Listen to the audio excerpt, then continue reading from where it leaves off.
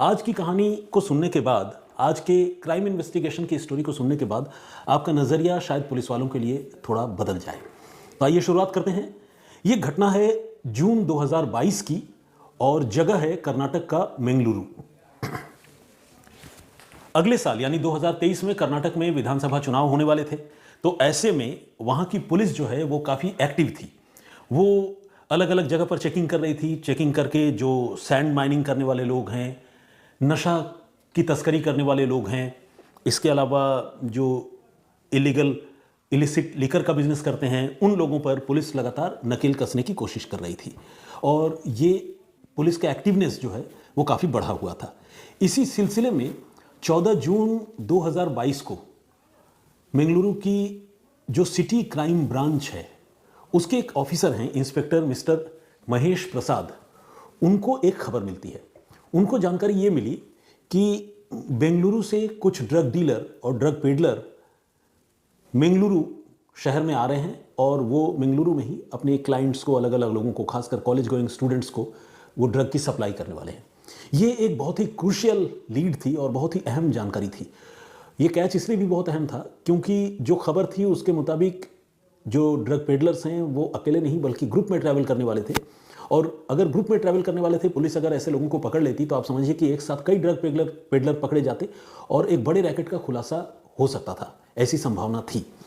तो जब city crime branch को ये इंफॉर्मेशन मिली तो इंस्पेक्टर महेश प्रसाद जो है वो पूरी तरह से एक्टिव हो गए और उन्होंने जाल बिछाना शुरू किया कि इस ग्रुप को मुझे पकड़ना ही है। और प्लानिंग के मुताबिक वो शहर के एंट्री पॉइंट्स पर, खासकर जो गाड़ियां बेंगलुरु की तरफ आती है, उन एंट्री पॉइंट्स पर पुलिस ने अपनी चौकसी बढ़ा दी।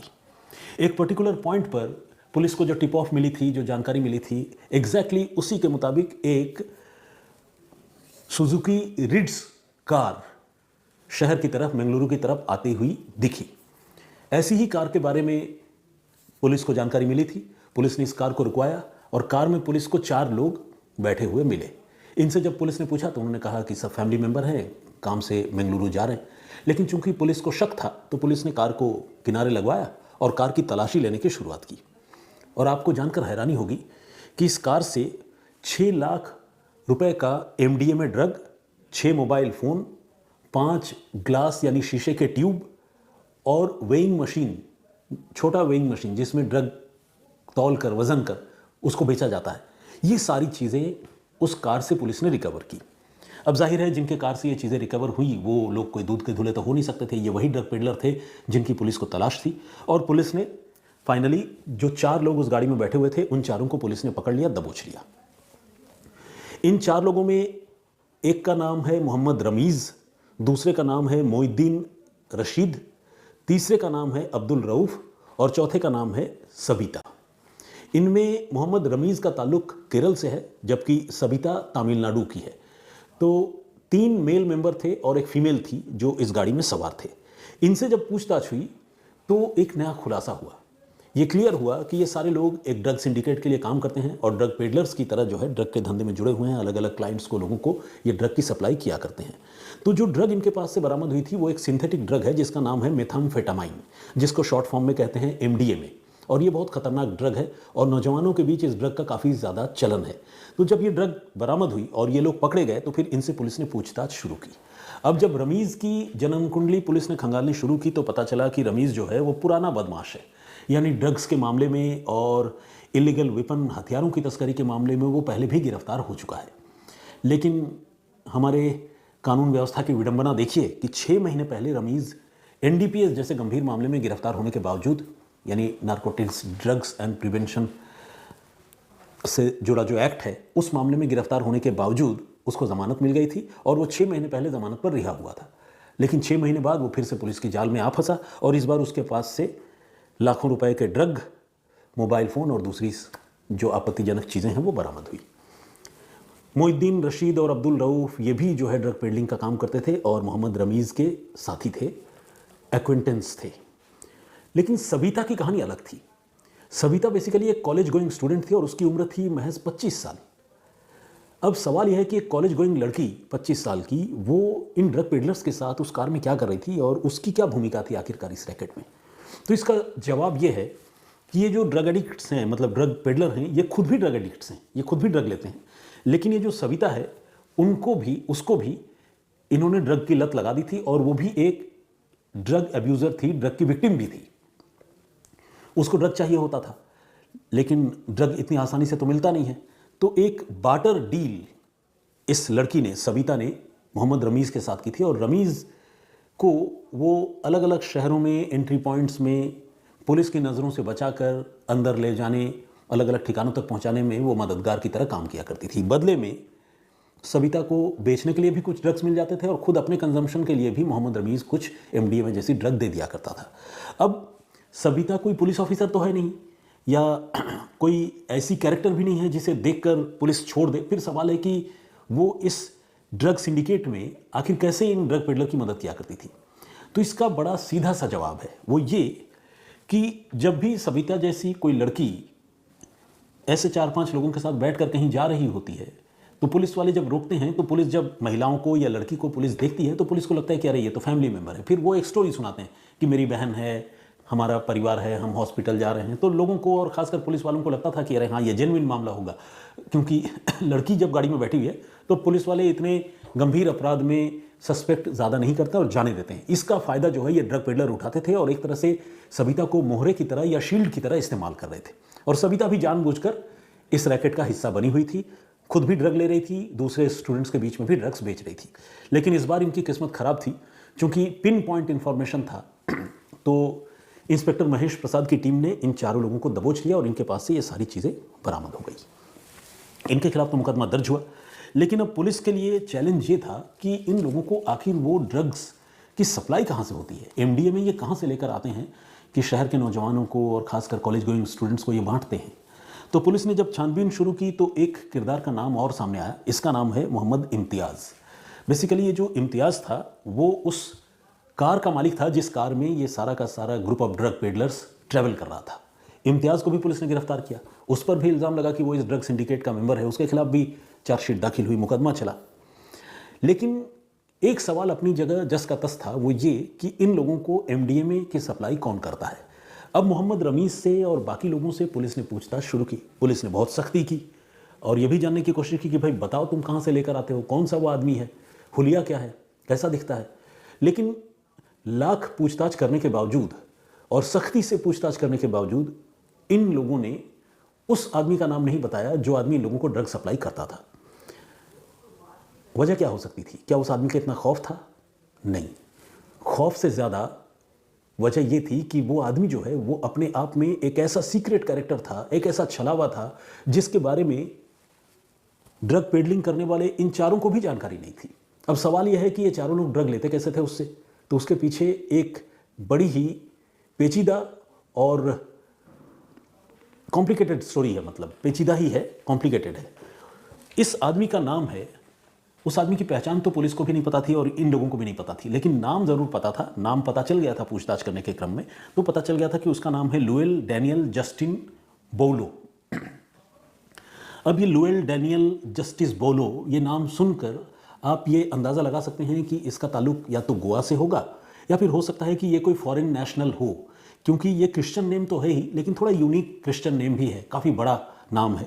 अब पुलिस मोहम्मद रमीज़ से ये पूछ रही थी कि ये लुएल डैनियल जस्टिस बोलो कहाँ मिलेगा, उसकी कोई तस्वीर, उसका कोई फ़ोन नंबर। तो रमीज़ के पास से जितनी भी जानकारी मिली उसमें पता चला कि इसका फ़ोन नंबर तो रमीज़ के पास है, लेकिन जितने भी फ़ोन नंबर पर पुलिस उसको इंटरसेप्ट करने की कोशिश कर रही थी, रडार पर लगा रही थी, वो सारे के सारे सिम कार्ड या फ़ोन नंबर जो है वो डिफंक्ट हो चुके थे। इससे ये बात क्लियर थी कि लुएल डैनियल जस्टिस बोलो ये फ़ोन का बहुत फ्रीक्वेंटली फ़ोन के सिम कार्ड चेंज किया करता था, यानी अपनी आइडेंटिटी छिपाने के लिए, कंसील करने के लिए, या इस तरह के हथकंडे अपनाया करता था। रमीज़ से पुलिस ने पूछा कि अच्छा हुलिया कैसा बताओ, तो रमीज़ ने बताया कि आज तक तो मैंने कभी उसे देखा नहीं, उससे मेरी फ़ोन पर ही बात होती है, उसी का फ़ोन आ जाता है, फिर वो कोई पर्टिकुलर लोकेशन बताता है, कोई एक पॉइंट ऐसा बताता है जहाँ पर वो ड्रग का पैकेट रख देता है और हम सारे लोग वहाँ से ड्रग पिक कर लेते हैं, लेकिन और हम पैसे भी उसके बताए हुए जगह पर छोड़ देते हैं, लेकिन आज तक कभी हमारी उससे आमने सामने मुलाकात नहीं हुई। कहने का मतलब ये है कि ये जो भी आदमी था वो इतना शातिर था कि वो अपना मोबाइल फ़ोन का सिम कार्ड या मोबाइल फ़ोन का हैंडसेट तो लगातार बदलता ही था, अपनी लोकेशन भी बदलता था और अपनी शर्तों पर ड्रग्स का धंधा करता था। जिसको भी वो ड्रग की सप्लाई किया करता था उस आदमी से वो कभी आमने सामने मिलता नहीं था। और यही वजह है कि पुलिस के लिए इस लुएल डैनियल जस्टिस बोलो तक पहुंचना एक बहुत बड़ा चैलेंज साबित हो रहा था। लेकिन पुलिस ने यह तय किया कि वो इस बार इस आदमी को गिरफ्तार करके दम लेगी। पुलिस ने अब अपनी पहचान छुपाकर, अपनी आइडेंटिटी छुपाकर अंडर कवर एजेंट की तरह इस ड्रग डीलर को पकड़ने का फैसला किया। इसके बाद पुलिस मोहम्मद रमीज़ के टच में रहा और मोहम्मद रमीज़ के साथ आखिरकार एक बार लुएल डैनियल जस्टिस बोलो का कनेक्शन स्टैब्लिश हो गया, पुलिस हिरासत में रहने के बावजूद। क्योंकि जाहिर है पुलिस उस आदमी को पकड़ना चाहती थी, तो ये जो मोहम्मद रमीज़ का फ़ोन था, उस फ़ोन को पुलिस ने खुला रखा था। रमीज़ को अपने आसपास ले रखा होगा या रिमांड पर होगा, जो भी हो। तो उसके नंबर पर जब बोलो का कॉल आया तो रमीज़ के थ्रू पुलिस को बोलो का नंबर पता चला, वो नंबर पता चला जिस नंबर पर इन दिनों बोलो जो है वो एक्टिव था। वो नंबर कब बदल दे, कब बंद कर दे, इसके बारे में किसी को भी नहीं पता था। अब जो पुलिस का ऑफिसर था, अंडर कवर एजेंट, उसने जस्टिन बोलो से बात करने की शुरुआत की। और आपको जानकर हैरानी होगी कि इस पुलिस ऑफिसर ने एक ड्रग का कस्टमर बनकर, एक स्टूडेंट बनकर कि मुझे भी ड्रग चाहिए, डैनियल जस्टिन बोलो से 3 महीने तक वो लगातार बात करता रहा। इन 3 महीनों में उस पुलिस ऑफिसर ने जस्टिन बोलो का विश्वास जीतने की पूरी कोशिश की और ये तय किया कि वो विश्वास जीतकर जस्टिन बोलो से कभी ना कभी किसी न किसी मोड़ पर या मुकाम पर मिलेगा और आखिरकार उसे पकड़ लेगा, गिरफ्तार करेगा। लेकिन इस काम में बड़ा खतरा था। खतरा जान माल का कम था, बल्कि इस बात का ज़्यादा था कि वो जो ड्रग डीलर था वो इतना शक्की आदमी था कि वो कभी भी पुलिस को चकमा दे सकता था। अगर उसे पता चल जाता कि अंडरकवर एजेंट उससे बात कर रहा है, वो असल में ड्रग का खरीदार नहीं है, तो कभी भी चकमा दे सकता था, गायब हो सकता था। इसीलिए पुलिस जो है उसका विश्वास जीतने के लिए हर वो काम कर रही थी जिसकी पुलिस को दरकार थी। और आखिरकार पुलिस कामयाब हुई और लुएल डैनियल जस्टिन बोलो से पुलिस बात करती रही। बात करते करते एक बार बेंगलुरु में एक पर्टिकुलर पॉइंट पर जस्टिन बोलो से उस अंडरकवर पुलिस ऑफिसर ने बात करके एक मीटिंग फिक्स किया। उसके पीछे भी वजह ये थी कि ये जो पुलिस ऑफिसर था, इसने उसको एक चारा डाला, एक जिसे कहते हैं ना एक जाल फेंका। उसको ये बताया कि वो एक बड़ा कंसाइनमेंट लेना चाहता है, कुछ बहुत सीरियस परचेजर हैं जो ड्रग खरीदना चाहते हैं और बड़ा कंसाइनमेंट वो लेना चाहता है, तो इसलिए उससे बार आमने सामने मुलाकात करना ज़रूरी है।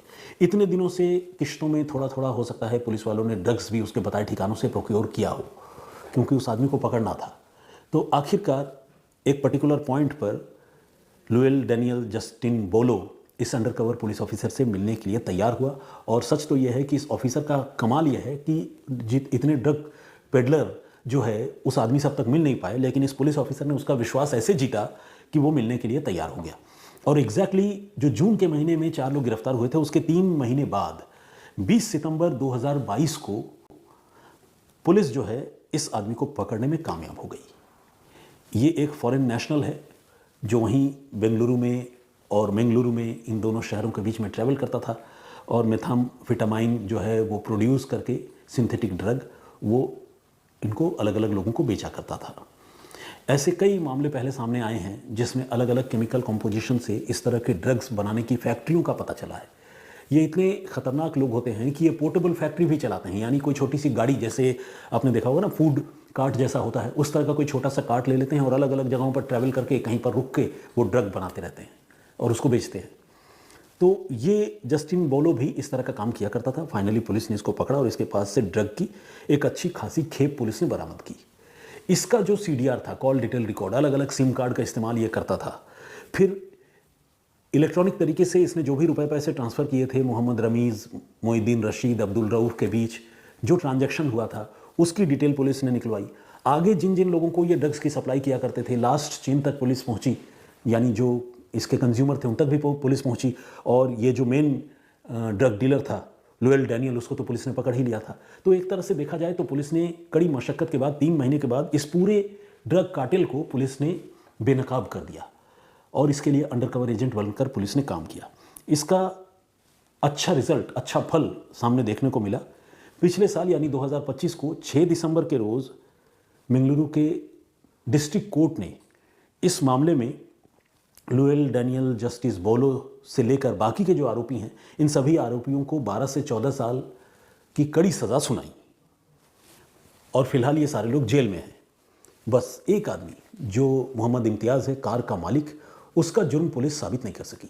यानी पुलिस ये साबित नहीं कर सकी कि उसने नोइंगली ये कार मोहम्मद रमीज़ और बाकी लोगों को दी थी कि वो इस कार में ड्रग की डीलिंग या ड्रग ट्रांसपोर्टेशन का काम करे। तो इसलिए कार मालिक को तो कोर्ट ने बरी कर दिया, छोड़ दिया, लेकिन बाकी के जो 5 लोग हैं, इंक्लूडिंग बोलो और बाकी मोहम्मद रमीज़ एंड कंपनी, इनको पुलिस ने इनके खिलाफ चार्जशीट दाखिल किया और इन सारे लोगों को कोर्ट ने कड़ी सज़ा दी। तो ये था पूरा घटनाक्रम, ये थी पूरी कहानी, जिसमें पुलिस के शानदार इन्वेस्टिगेशन की झलक आप देख सकते हैं। और पुलिस वाले कई बार कितनी सीरियसली और कितनी सिंसियरली किसी मामले को क्रैक करने की कोशिश करते हैं, और जब उसमें कामयाबी मिलती है तो जाहिर सी बात है उनको कितना जॉब सेटिस्फेक्शन मिलता होगा। आप सोचिए, एज अ सिटीज़न हम लोगों को जब ये बात सुनकर अच्छा लगता है तो उनको तो एक अच्छी फीलिंग होती ही होगी। तो खैर, ये थी पूरी कहानी। इस पर आपकी राय क्या है, प्लीज़ कमेंट करके ज़रूर बताइएगा। मैं फिर हाजिर होऊंगा किसी और कहानी, किसी और वाक़े के साथ। तब तक अपना ख्याल रखिए, सुरक्षित रहिए। जय हिंद, जय भारत।